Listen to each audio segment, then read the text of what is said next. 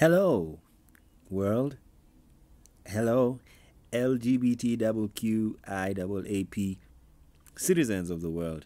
This is Rex Arthur TV, the Rex Arthur Show, the LGBTQ channel that discusses LGBTQ issues with an LGBTQ perspective and a humanistic approach. And today, we're going to do what is called analyzing sodomy laws. Now, we want to analyze. Why do we want to analyze sodomy laws?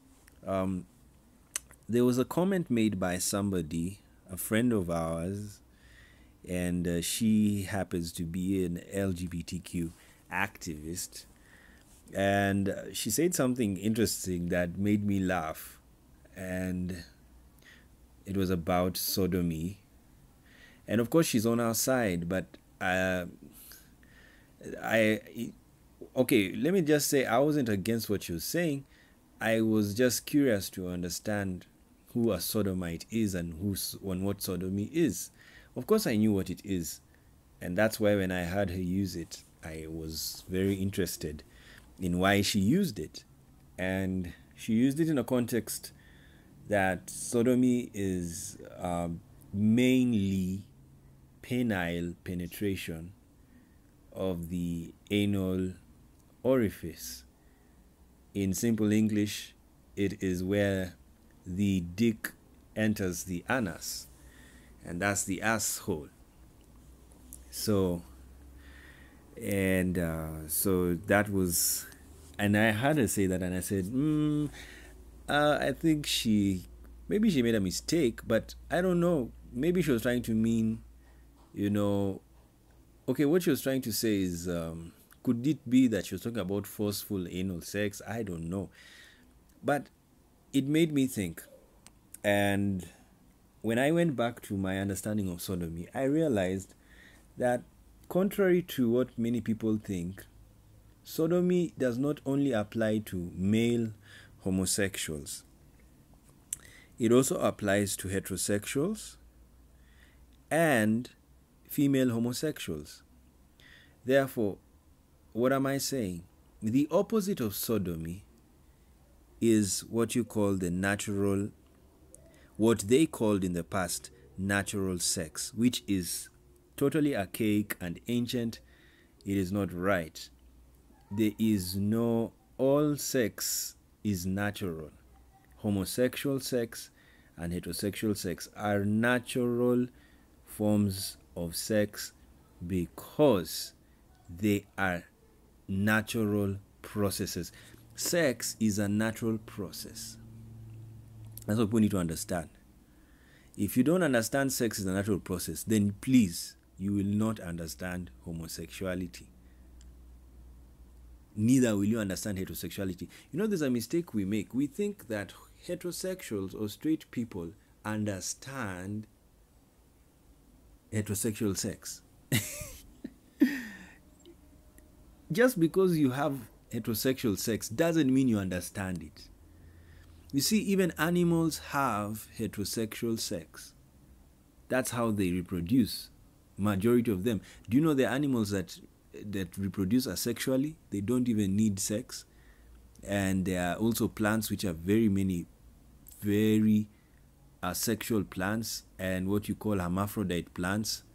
Most plants are hermaphrodite or intersex because they have stamen and stigma. And the stamen is found in the anthers. And the anthers release pollen into the stigma. That's how it is. So, and then there's reproduction has taken place in the plant. And they produce many flowers like that. That's what happens. Can you imagine? And that's one plant. And it's fucking itself. Yes, it's an intersex. It's fucking itself. I mean, what if you have an intersex person who has a dick that's long enough to enter his vagina or its vagina and release? That is fucking itself. And if that intersex has a uterus, they can have a baby and they have fucked themselves. and they got a, intersex people are not that many, but we need to find the one who has a uterus and a penis naturally, and a vagina, all of them naturally, and a penis that can release, and then we try and see how it feels, whether he can fuck himself and give birth. Yes. So those are the things. Now, I've explained nature. Now you have to understand, in the whole animal kingdom, of which humans are part of that kingdom, 99 or 90, let's put it at 90, yes, let's put it at 99%, because humans are 1% of that kingdom. 99% of that kingdom does not understand sex. Yes, chicken, dogs, snakes, they just do it. But just because they don't understand it doesn't mean they don't have sex. They have it. Now, when you come to humans, it's the same. Because there are some humans who don't want to understand. Sex has been happening even before the word sex was created. We have just done a video about words creation. When a word has come into being, it doesn't mean that thing comes into being at that time the word is created. No. The thing comes into being after. The thing comes to being, and then its name comes after it. You see? That's it. The thing already existed, but the name came later. That's why people name children after they are born. Yes, once they are born, you're given a name. But there are processes that have existed and didn't have names and were given names later, and that includes sex. So even in homosexual sex, just because homosexuals have sex doesn't mean they understand it. There are some gay people who even don't know what is happening. Yes, they don't know. They just have gay sex, but they don't know what is happening. See? So it takes humans or any animal in the animal kingdom can take a step higher, but it's actually only humans so far who can do it. Humans are the only animals that take a step higher to analyze their actions and describe them. That's why we are called Homo sapiens. We are clever, we are wise animals, and we can study what we do. We can repeat it. We are experimenters. We are scientists. In fact, it's supposed to be Homo scientist, but it's actually that, because sapiens is the old word for wisdom, which is knowledge, which is science. So we are Homo scientists, and we are able to analyze our acts. But please note, not all humans bother analyzing what they do. Do you know there are humans who think, they eat, they have sex, and they're not bothered to understand what is happening. They are not. But they'll still do what they want to do. So for some of us, we are different. Personally, I'm a very curious person. I like understanding. As you notice, even when I do the videos, I always say, let's understand. It is my favorite verb, because when you understand something, you know, and knowledge is power. So join me. So what I was just saying, basically, anybody who has sex that is not involving the penis and the vagina, like what we looked at, Merriam-Webster, the dictionary, it defines coitus as sex with a male organ and a female organ, and that is what you call serious specificity, whereby they think coitus is only heterosexuality and not homosexuality, and that's wrong. Coitus is homosexual and heterosexual. In fact, lesbians also are involved. They have coitus. Now, so when I was listening to this lady, she made me think, and I realized that even lesbians are sodomites. And that's the point I wanted to bring out to especially female LGBTQ activists out there. that you are also sodomites, in the sense that, according to the way people define sodomy, you are involving yourself in an unnatural sex act. That's what it said. But in the Bible, in the Old Testament, it never attacked lesbians directly. It only attacked homosexual men. But in the New Testament, Paul attacked both lesbians and gay men. And it's a very interesting difference, because Paul is a Jew. But how come he focused on lesbianism when the law of Moses didn't do so? One reason could be where Paul was writing, like the letter he wrote to the Romans about lesbianism and homosexuality. It seems Rome and Italy as a country, and therefore Europe as a continent, had a lot of lesbianism. And Paul had the chance to see it happen and know it was happening. And then also homosexuality was happening, of course. So, and then that's why he wrote it. And he complained, he was not happy. Paul was a homophobe. That's a fact. And he wrote, and he said, or is alleged he wrote, for those who think Paul didn't exist, that he said the woman leaves her natural use of her body and burns for passion for another woman. So basically he was attacking lesbians, that lesbians have left their natural use, and they have not left their natural use. Lesbianism is also natural sex. It's just that it's called unnatural by people who don't have the feelings. And it's even worse when you're a heterosexual who doesn't even understand heterosexual sex. And then you are there attacking homosexual sex when you don't even understand your sexual life. You see, if they understand their sex, that the sex they have is natural, then they will understand homosexual sex is natural. Okay, let's go on. Now, we won't read everything. We're just touching. A sodomy law is a law that defines certain sexual acts as crimes. So, this is what a sodomy law is. It is a law that defines certain sexual acts as crimes. And in the Bible and in the Quran, crimes are sins. So, a criminal in religious lingo is a sinner. So, the Bible also is a book of laws. Much as it's a book of stories, it's also a book of laws. And the Quran has what we call Sharia.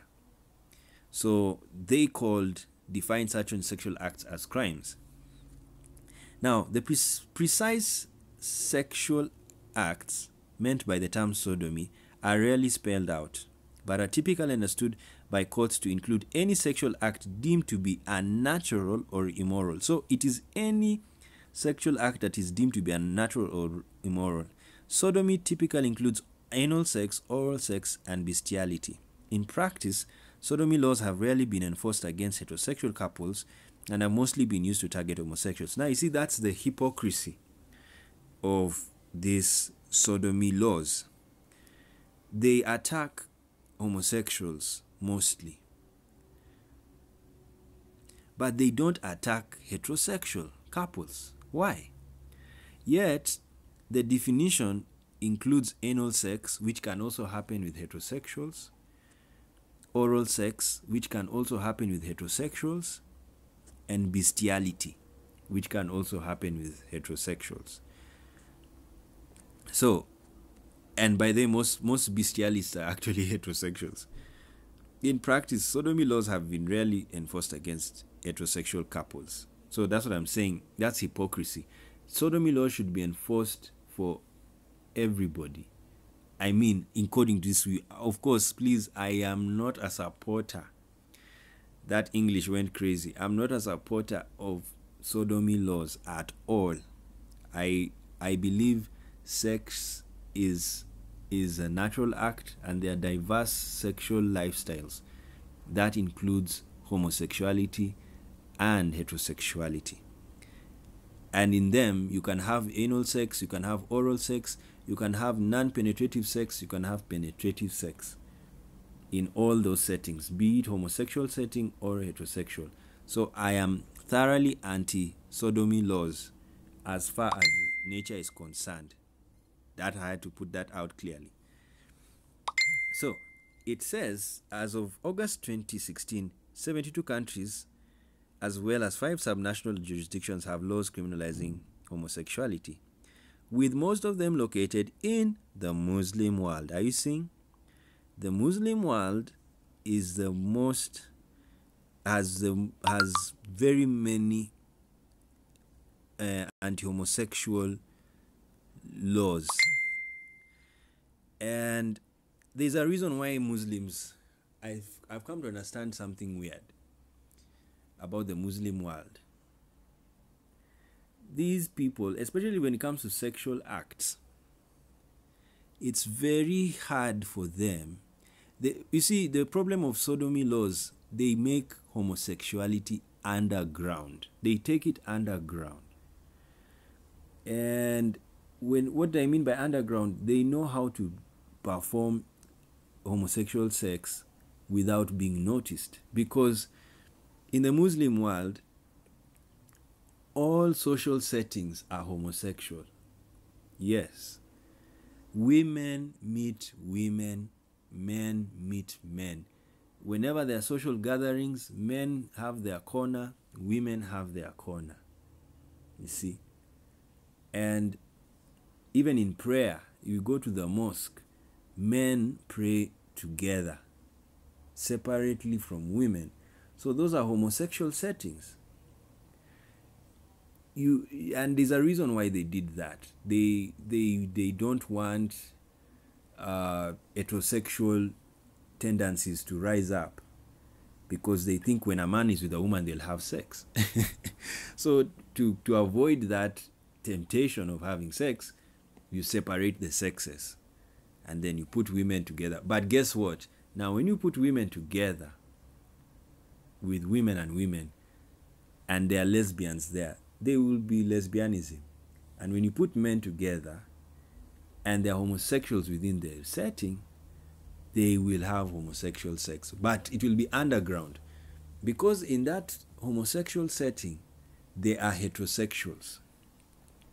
So that's the weird part of the Muslim world. It's a very, very tricky situation to have gay sex in a Muslim country, because you don't know, you may be meeting a man and you say, wow, this man is a homosexual. Or we are in a homosexual setting. You can take that principle. I'm in a homosexual setting, so all these men can have sex with me. No, it doesn't mean that. A straight man is a straight man. He doesn't have sex with a man. That's what you need to understand. And no matter how hard you'll try, you may try and say, I want this guy to be gay. It won't happen. That's why I support outing. It's better to be out yourself, so that people understand homosexuals exist. Does this mean there are no homosexuals in the Muslim world? No, by no means. There are homosexuals in the Muslim world. In fact, very many, and many of them are bisexual. Is that their homosexual side is hidden. It's underground. Why? Because they have sodomy laws. You see, imagine if you start kissing your partner. Like, remember the story of the man in Dubai? He touched the thigh of one of the attendants at the pub, the club. And the guy reported the man to the authorities, and they wanted to punish him under this law. He was saved by the defense of alcoholism, intoxication. Otherwise, we'd have seen a very grand case.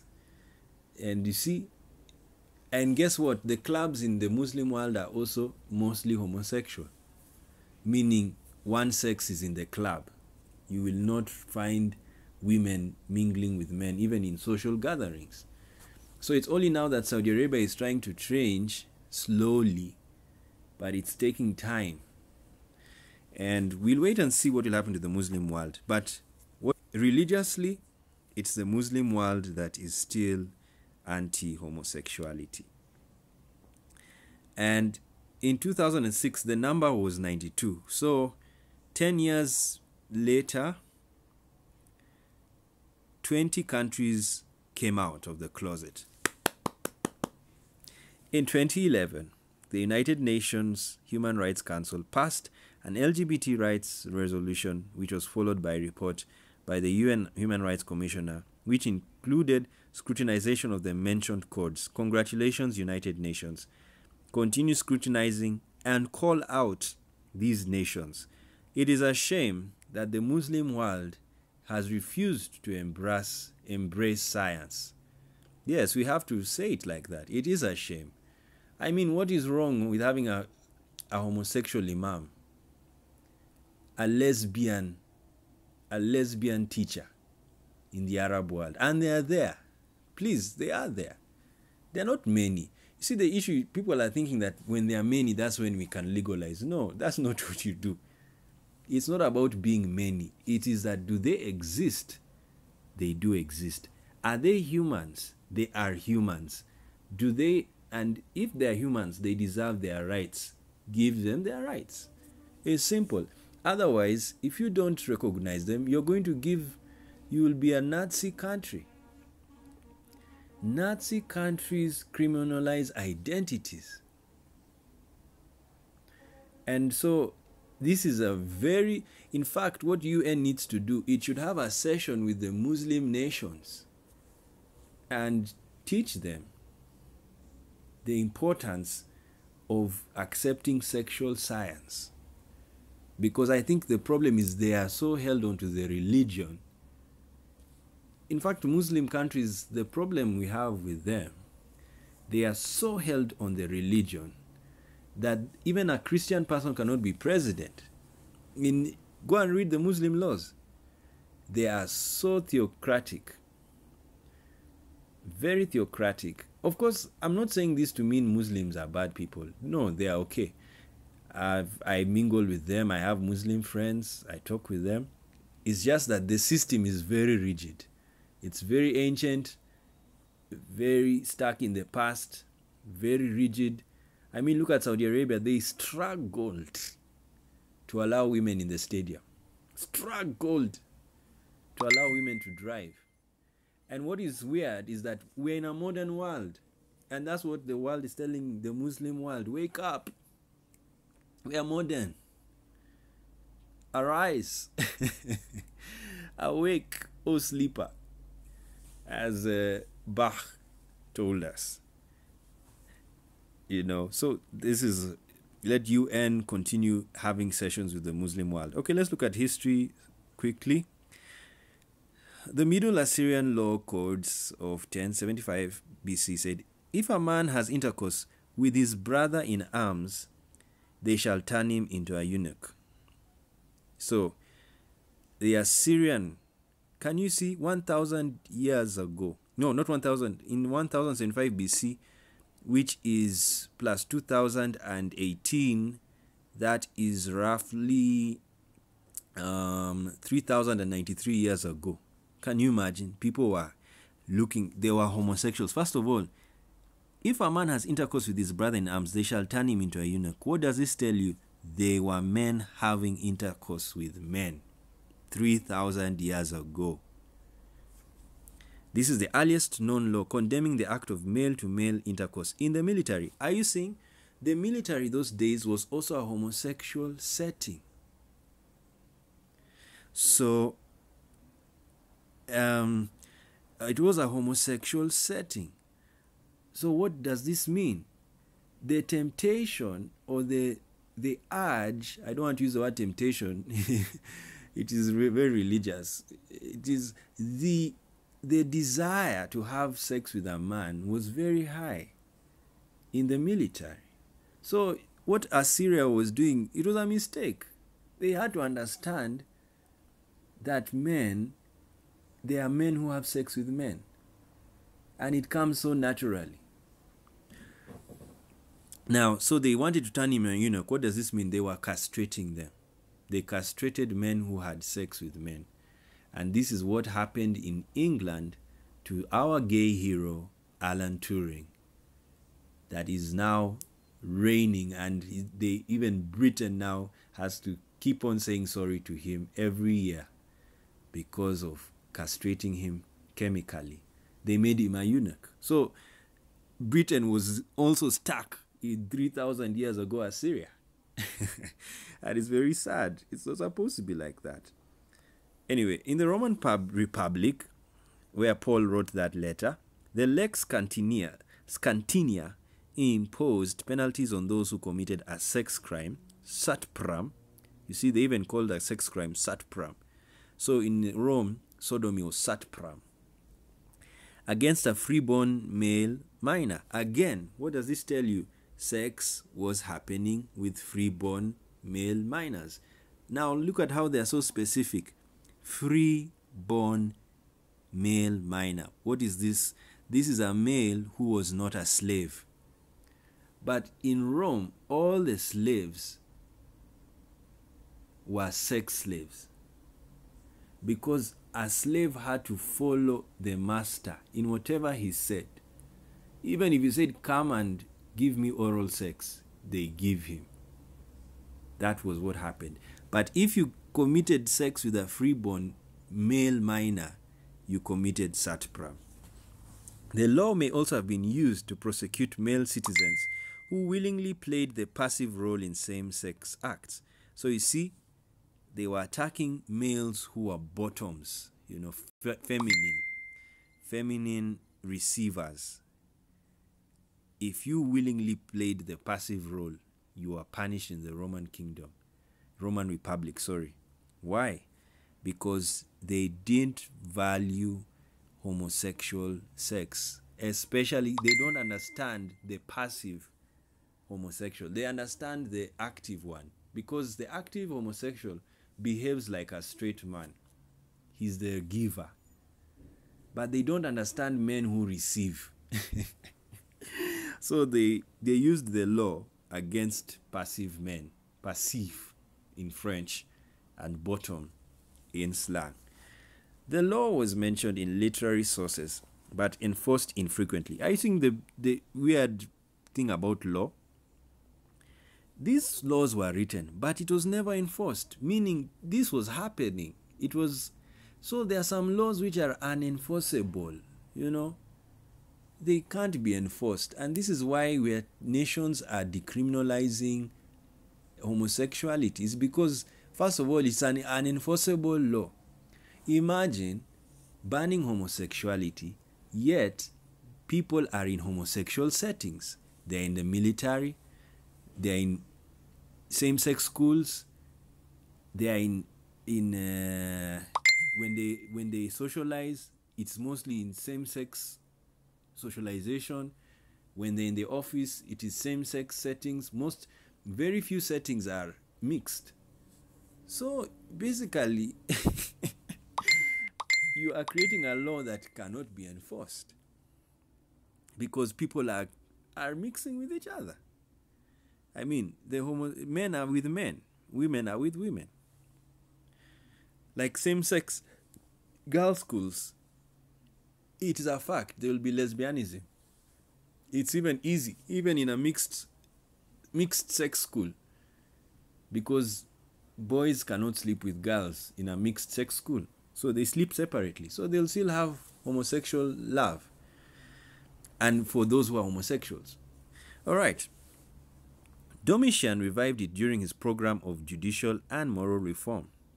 It is unclear whether the penalty was death or a fine. For adult male citizens to experience and act on homoerotic desire was considered natural and permissible, as long as their partner was a male of lower social standing. So, in Rome, Rome, classism was very powerful. If you're a rich man and you have homoerotic desire, you could have sex with a man who was of lower social standing. But guess what? The man of lower social standing cannot have sex, cannot go and look for sex with a man of higher social standing. He would be arrested. So basically, classism in Rome was that the richer you are, the more above the law you are.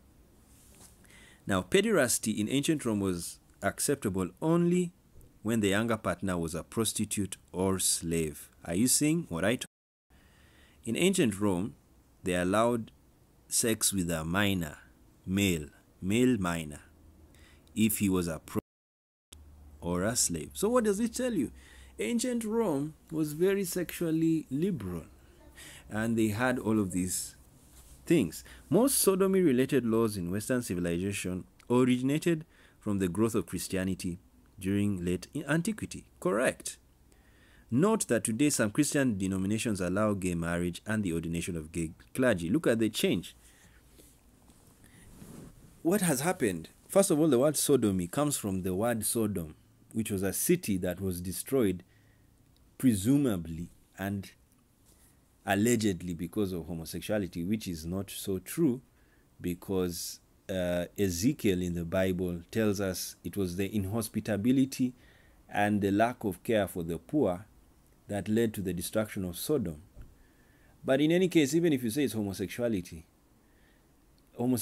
still took place in Israel even after Sodom was destroyed. God did not destroy Israel, the tribe of Benjamin, that wanted to have sex with a man, a Levite. They didn't have sex. I mean, they were not burned with fire. If anything, that was the first inter-tribal conflict in Israel. Can you imagine? The tribes of Israel went to fight the Benjamites, their fellow tribesmen. One gene, they went and attacked them. So it was inter-tribal conflict that took place that time, but there was no fire that came down from heaven. And then Sodomites were in the temple of Israel, and God did not rain fire. So, but these sodomy laws came from Christianity. But guess what? Now Christian denominations have changed, and for the better. Why? They have acquired science, and now they allow gay marriage and the ordination of gay clergy. Congratulations. Because they have embraced science. Science is truth. Never forget that. Starting in the 12th century, the Roman Catholic Church launched a massive campaign against sodomites, especially homosexuals. Between the year 1250 and 1300, homosexual activity was radically criminalized in most of Europe, even punishable by death. So, let me tell you something. Please note, they launched a massive campaign. Why? They were homosexuals. That you must understand. You don't launch a campaign for air, not even air, for invisible things. You only launch a campaign for things that exist. So, what is making me happy? Homosexuals existed even in the 12th century. And look at the churches. They have a very bad history of attacking homosexuals. But things are changing now. Thank you, Pope Francis, for accepting gay people. In England, Henry VIII introduced the first legislation under English criminal law against sodomy with the Burglary Act of 1533, making burglary punishable by hanging, a penalty not lifted until 1861. So you see, Henry VIII also made a law against sodomy and called it burglary.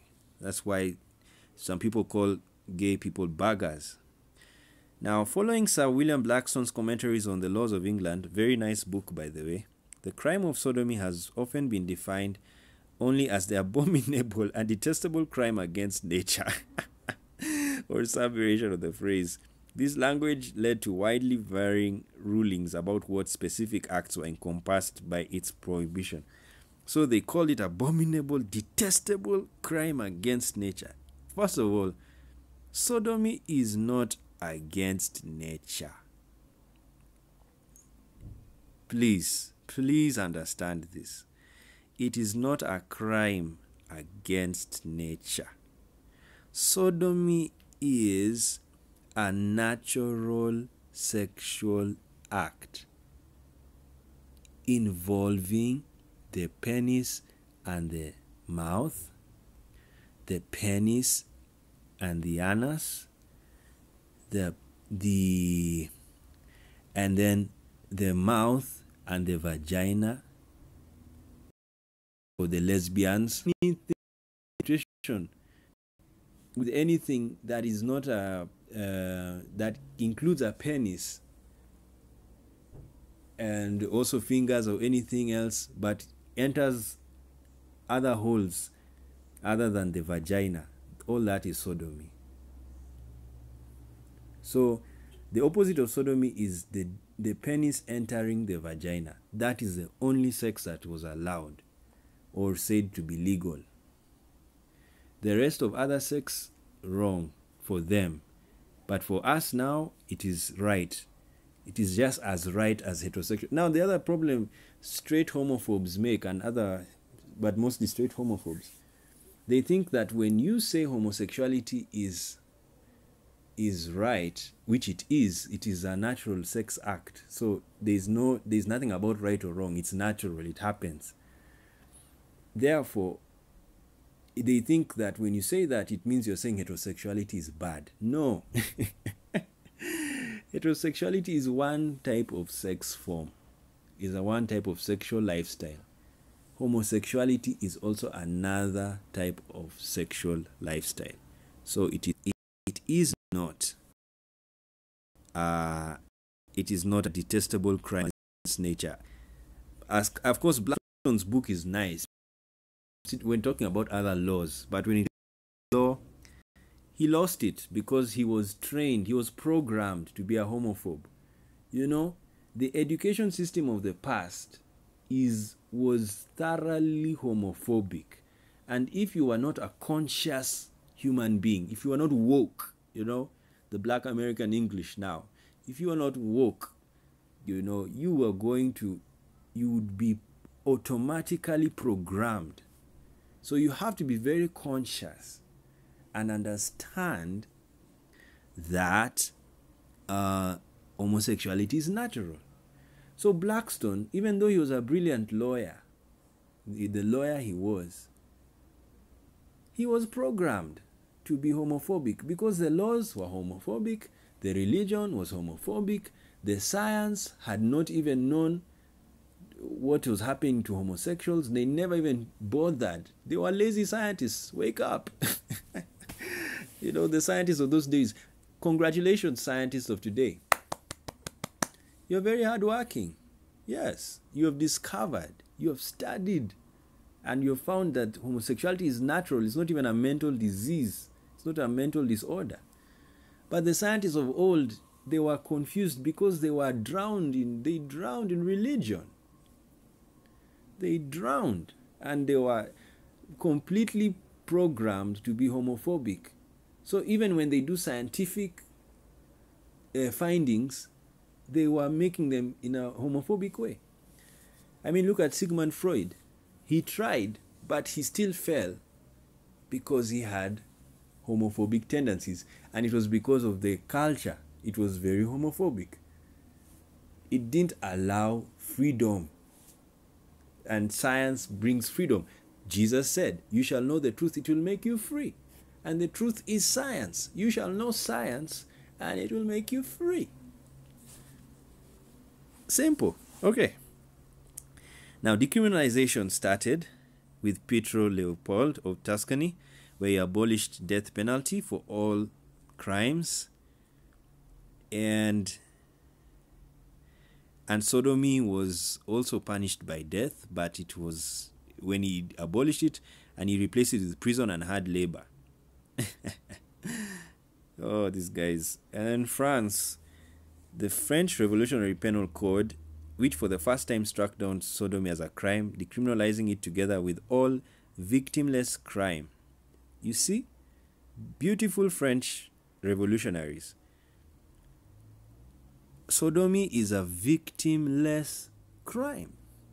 There is no victim in homosexual sex. It is consensual. Yes. There is no victim in heresy. Yes, when you're a heretic and you don't agree with the church's doctrine, you have committed no crime. Who is the victim?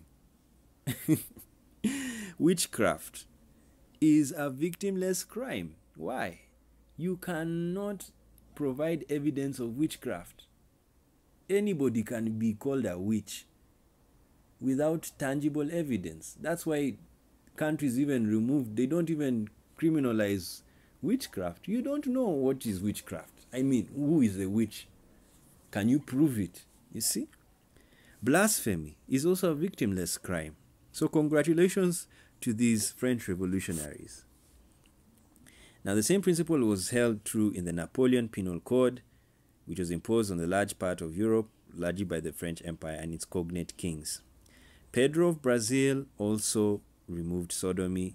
And the Ottoman Empire, congratulations Turkey, they decriminalized homosexuality in 1858 as part of a wider reforms during the Tanzimat period. And in England, they destroyed the death penalty in 1861. And 1917, the Bolshevik Revolution, led by Lenin and Trotsky, Russia legalized homosexuality. Yes, we knew these socialists and communists were our friends. However, when Joseph Stalin came to power in the 1920s, these laws were reversed until homosexuality was effectively made illegal again by the government. Oh, let's say boo for Stalin. Yeah, but we can say yay for Lenin and Trotsky. Yes, Karl Marx and his children. This is Lenin and Trotsky. There's a way you can read that they were very friendly to gay people, but we are so shocked with what Stalin has done here.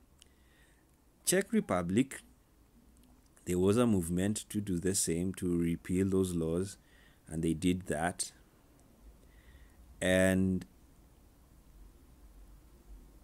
congratulations to these allies, these heterosexuals who campaigned to repeal. These are heterosexuals who understand sex. These ones who destroyed anti-gay laws. Congratulations. Let's clap for those Czechs. Yes. Who said a heterosexual cannot campaign for the repealing of anti-gay laws? They can, and they are called allies these days. All right. Now, UK, of course, the stories of UK, US, of course, 13 states in 2003 still had criminalized homosexuality. And then there's a famous case of Lawrence versus Texas. And they said there was no right to criminalize private, non-commercial sexual activity between consenting adults at home on the grounds of morality. It's unconstitutional, and there's insufficient jurisdiction for intruding people's liberty and privacy, all of which are constitutional rights. And as of 2017, sodomy-related laws were repealed or judicially struck down in all of Europe. I love that. All of Europe. North America and South America, except for Antigua and Barbuda, Barbados, Dominica, Grenada, Guyana, Jamaica, St. Kitts and Nevis, and St. Lucia, St. Vincent, and the Grenadines, and Trinidad and Tobago. So we still have work to do in those black countries.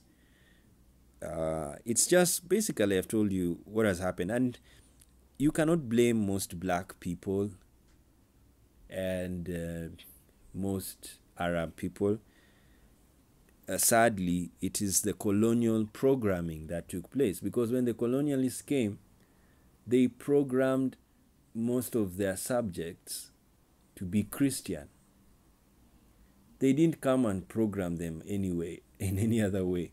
So they were programmed to think about Christianity, and it's a very delicate subject.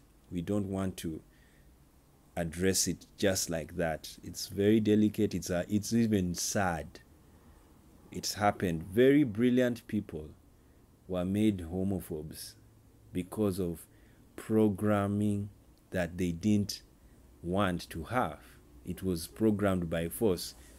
So Britain has a lot of work on its hands, because right now it's so hard to deprogram people.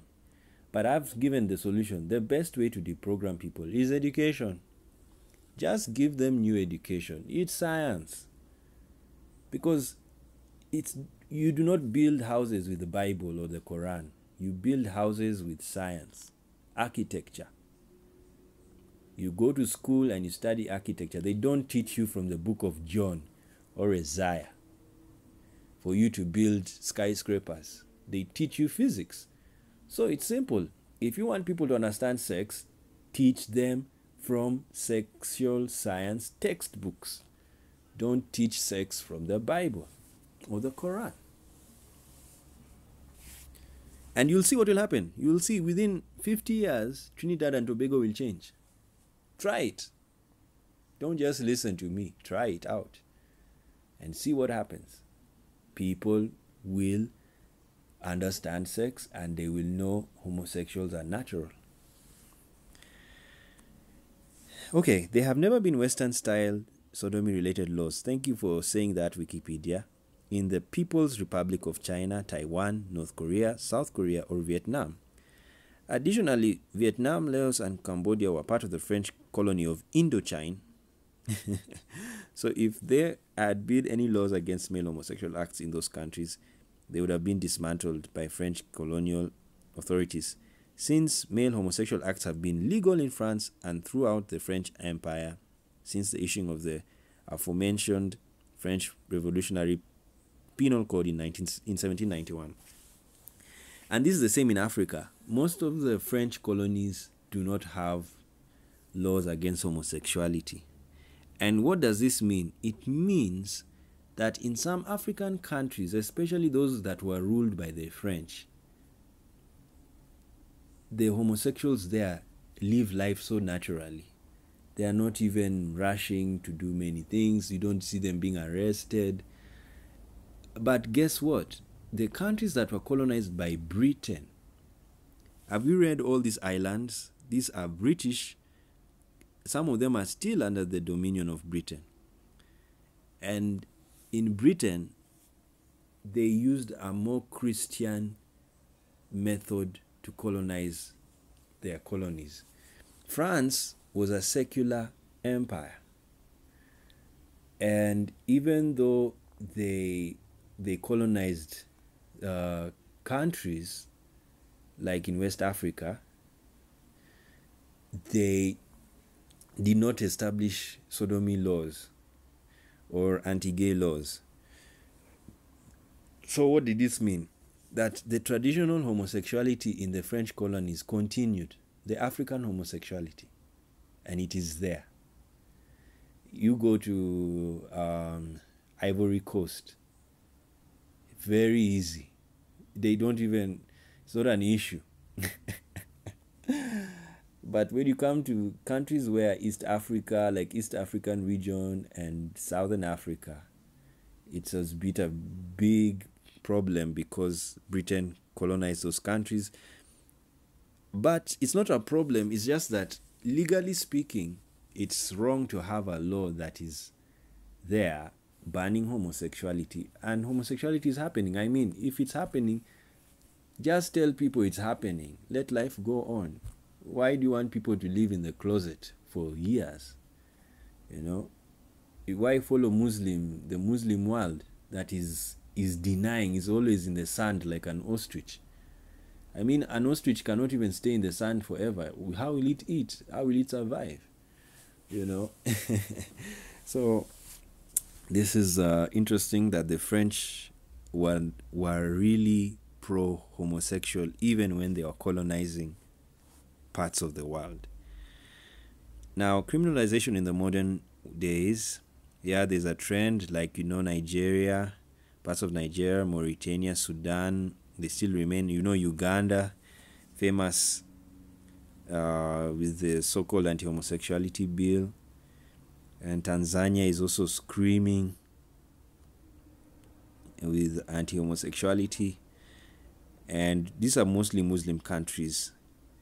But we are grateful that anti-sodomy laws have been repealed in Israel, which recognizes but does not perform same-sex marriages. So Israel still doesn't perform same-sex marriages because, again, religion and their culture, they have to understand.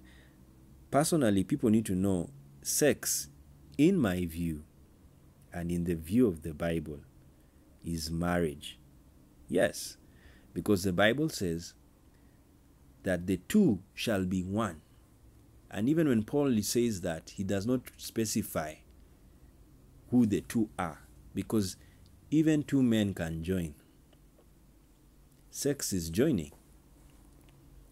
Even two women can join. Sex is joining. So the two shall be one. So I don't know why Israel is slow about that. They should just... Besides, if you allow homosexuality, basically you have allowed same-sex marriage. Because marriage is sex. What else is it? What else? What else is marriage about? Sex is the core of marriage. So if you have sex, you're basically married. That's why they prevent you from having sex, because they know what it means. It means you're married. All right. So now let's look at these stats, and as we end the video. Being LGBT should be a crime. Let's look at the people who say yes and no. Nigeria, 59%, 23% disagree. Ghana, 54-25. Pakistan, 54-28. Uganda, 53-31. Saudi Arabia, 49-32. Jordan, 47-31. Kenya, 46-37. UAE 45-32, Egypt 44-35, Algeria 43-35, Iraq 43-35, Kazakhstan 41-45. Now, when we reach here, Kazakhstan, this is now freedom. So from Nigeria to Iraq, according to this survey, the majority view is pro the anti-gay stance. And from Kazakhstan to Portugal, it is the opposite. So let's see countries that have hope. Kazakhstan has hope, Morocco has hope, Indonesia has hope, Malaysia has hope. Things are changing slowly. Turkey has hope. India has hope. Russia has hope. Israel has hope. Poland has hope. Ukraine has hope. Oh, beautiful South Africa. Congratulations. It has hope with a very strong 61. Can you imagine? It's even past India. UK has hope. Jamaica has hope. Trinidad and Tobago has hope. Philippines has hope. China, congratulations, has hope. Serbia has hope. Bolivia has hope. Weirdly at 50 has hope. Australia has hope. Ooh, look at Netherlands, very powerful. 76%. This is glorious. It has hope. Nicaragua has hope. Ecuador has hope. Colombia has hope. Venezuela has hope. Chile has hope. United States of America has hope. Argentina has hope. Canada has strong hope. Spain has hope. Japan has hope. Mexico has hope. Costa Rica has hope. New Zealand has hope. Wow, look at Ireland, very beautiful. Has hope. Brazil has hope. Italy has so much hope. Croatia has hope. And Portugal has hope. These are countries, different positions. Here, you can come and read this. Is a very loaded Canada. You know, they're covering Canadian issues. Chile also has hope. Oh, Canada, they have to do a repealing. Okay. Chile. Look at the age of consent in Chile, 14. Wow. China. You see, sodomy was never explicitly criminalized in China.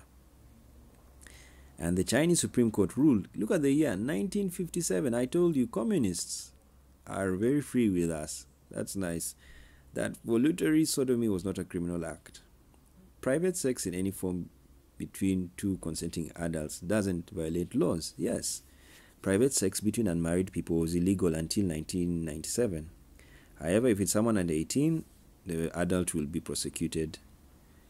There was a man who had anal sex with a teenager, and he was sentenced to 3.5 years in prison. Denmark, okay, France. Thank you, France, for doing that wonderful work. The revolution. They of course, they went back to right-wing ways, and that was when 1960. This guy Paul Meguer put homosexuality in the list of social scourges, alcoholism and prostitution, and this one. They punished transvestites or homosexuals. Okay, but then I think they did away with that law. Okay, Germany, as we know what happened in Nazi Germany, but now this is focusing on 1969 when Germany was divided, and in Germany, it's very weird. Sodomy does not mean anal sex, but it means zoophilia. It means animal, the love of animals. Gibraltar, of course, belongs to Britain. Under 21 can also be liable. Hungary, Iceland, India. Congratulations to India. They have struck down. Look at Iran, so behind, needs help and science, and they are still gone illegal. Israel, we've talked about Israel. Consent age for both heterosexuals and homosexuals, 16 years. Not bad. And Japan.